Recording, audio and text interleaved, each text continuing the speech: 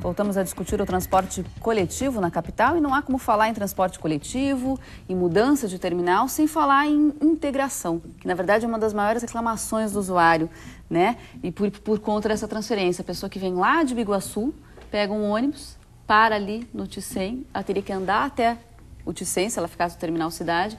Então, é essa questão da integração que é um pouquinho complicada de se resolver, secretário. É esse o problema? Bem, as questões, elas são mais complexas do que as que estão postas à mesa.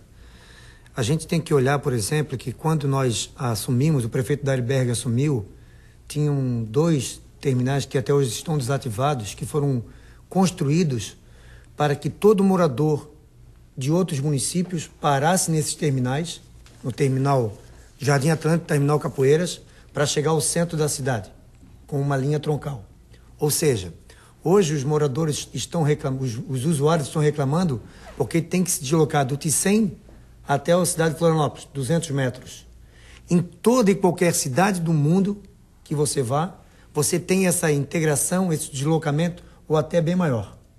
As pessoas saem do metrô, vão para o ônibus, saem do ônibus, vão para outro modal com deslocamento. Então, do ponto de vista da distância, não interfere nada. Do ponto de vista da integração, não existe. Hoje, as empresas intermunicipais operam com cartão, com Vale Transporte ainda. Algumas já estão indo para o sistema de bilhetagem eletrônica, e todo o sistema municipal ele é de bilhetagem eletrônica. Mas, mesmo assim, a hora que tiverem todos com o mesmo sistema, não existe integração. A integração é falsa. A integração acontece fisicamente. Fisicamente. No caso ali, seria mais uma questão de comodidade para o usuário, né, Sandro? De não ter que sair de um terminal e ir para outro. Na verdade, já está ali, só sair de uma plataforma, entrar na outra, ter mais comodidade. É essa a reivindicação dos usuários? É isso que o usuário reivindica, né? O quanto menos deslocamento, melhor para ela, né? O quanto menos ela ter que andar, porque a questão das intempéries do tempo é complicado. Às vezes está chovendo, às vezes tem sol e tudo isso acaba incomodando. Então, é a distância também, alguns têm dificuldade de locomoção, então tudo isso aí acaba causando algum transtorno, né? Mas na segunda-feira o secretário esteve no DETER, nós conversamos, né, para tentar resolver algumas questões nessa questão da integração, né, dessa questão da vinda merece fazer um circular, né, secretário, do ônibus do Ticem passar pelo terminal cidade e depois voltar para o Ticem. Eu acho que tudo isso a gente precisa conversar para ver uma possibilidade. Tudo discutir, todas as possibilidades estão sendo colocadas à mesa.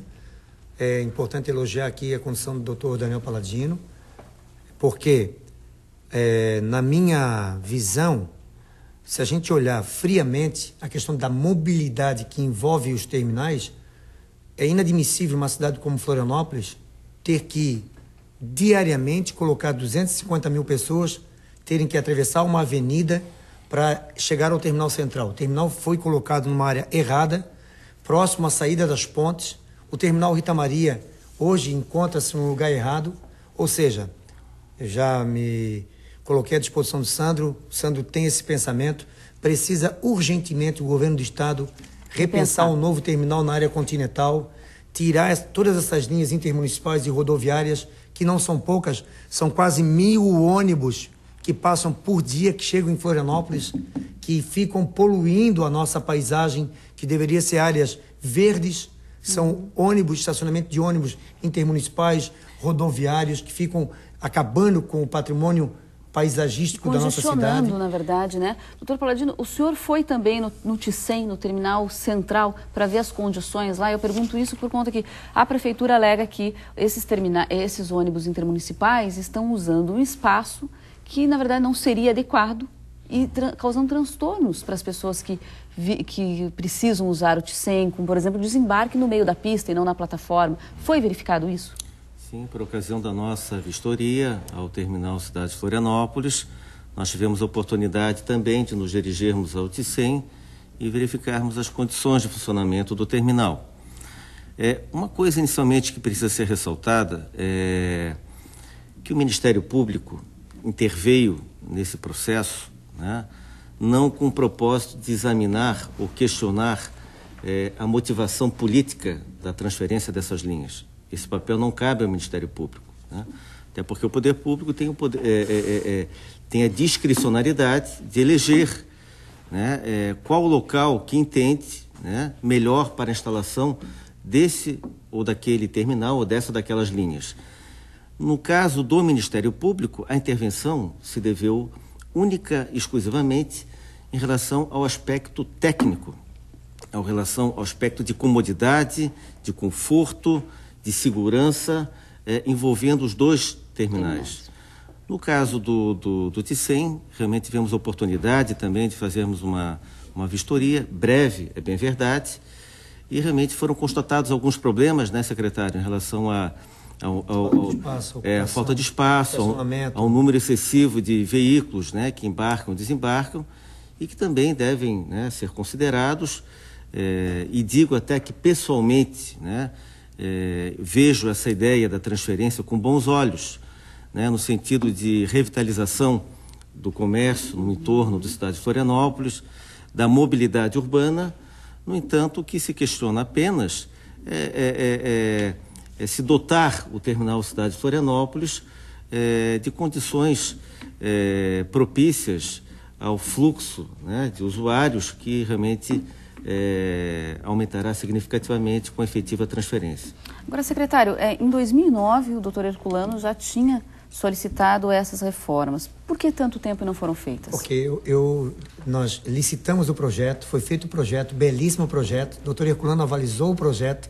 Quando a gente foi licitar para a execução da obra, veio as ponderações do Instituto de Patrimônio do município, dizendo do paisagismo. Nós ficamos de 6 meses a 8 meses discutindo. Mas desculpa, secretário, para quem não conhece esse projeto, o que mudaria em relação ao patrimônio? A questão da visualização do área patrimônio. Do entorno. Né? Das construções ali do entorno. Do Hospital de Caridade, do patrimônio histórico das lojas antigas. Giovana, eu gostaria de colocar uma questão que foi citada aqui, que existe uma contraposição dos usuários dos intermunicipais em vir para o Terminal Cidade de Florianópolis. Isso não é verdade. Nós temos mais de 3.000 assinaturas, inclusive entregamos para o doutor Daniel, solicitando que esses ônibus voltem para o Terminal Cidade de Florianópolis. Existe, inclusive, o presidente da associação que estava na inspeção, que nós acompanhamos, eles são favoráveis à volta do terminal. Então, não existe contras. Existem pendências que devem ser solucionadas para que o terminal volte à efetividade e volte a trazer a riqueza e redistribuir a riqueza pela cidade, que são as pessoas. Porque, na verdade, ninguém é contra a transferência das linhas, né? O que acontece é que tanto o Ministério Público como o DETER foram procurados para que as condições que estão hoje lá, estão postas, fossem mudadas, para que os usuários possam se sentir em condições de utilizar aquele terminal. Então o DETER não é contra, né? Então, e como eu sempre falei desde o começo para o secretário que o DETER ele veio por gravidade nessa discussão toda, porque quando a gente viu, em nenhum momento nós fomos procurados para resolver o problema, já tinha uma conversa de 2 meses com as empresas e o DETER não sabia. E quem dá ordem de serviço para as empresas operarem, a prefeitura tem total autonomia para dizer onde que os ônibus vão parar na cidade. Tem total autonomia, só que precisa comunicar o DETER oficialmente. E essa comunicação oficial, que haveria mudança das linhas, veio 2 dias antes. Então não tem tempo hábil, né? Embora tivesse uma conversa com os transportadores. Então, para comunicar, para ter essa conversa com as empresas. Exatamente. No caso, então o DETER não participou dessa mesa. Então, como as empresas não receberam o comunicado do DETER, a ordem de serviço do DETER para mudar para o Terminal Cidade, não se sentiram na obrigação e acabaram não indo. Aí o Ministério Público entrou, né, para atuar como mediador. Eu acredito que agora tudo isso aí ajuda, né, na resolução dessa pendência. Com relação ao que o secretário falou em mudar o terminal Rita Maria, tirar daqui para levar para o continente, eu estava fazendo uma conta rápida. Se colocar no continente de São José, por exemplo, que é uma ideia de se colocar, no horário das 8 às 9 sempre ia ser muito ônibus. Vamos supor que que parem 5 ônibus com 150 pessoas dentro.